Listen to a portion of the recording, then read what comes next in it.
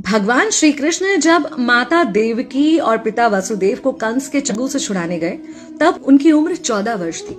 उनकी माता ने उनसे पूछा कि बेटा तुम तो भगवान हो, तो तुम हमें पहले ही कंस के चंगुल से छुड़ा सकते थे, इतनी देर क्यों कर दी?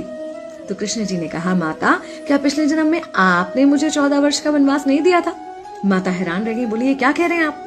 तब कृष्ण जी ने बताया कि पिछले जन्म में मैं राम था और आप थी माता कैकेयी और आप ही ने मुझे 14 वर्ष का वनवास दिया था और कर्म फल से कोई नहीं बच सकता माता, इसलिए आपको 14 साल का ये दुख सहना पड़ा।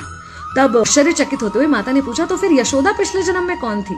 कृष्ण जी ने बताया, वो थी माता कौशल्या, जो 14 साल तक अपने पुत्र से अलग रही थी। उन्होंने उस दुख को सहा था, इसलिए इस जन्म में 14 साल मैं उनके पास रहा और मेरे साथ रहने का, माता और पुत्र के प्रेम का सुख उन्हें मिला।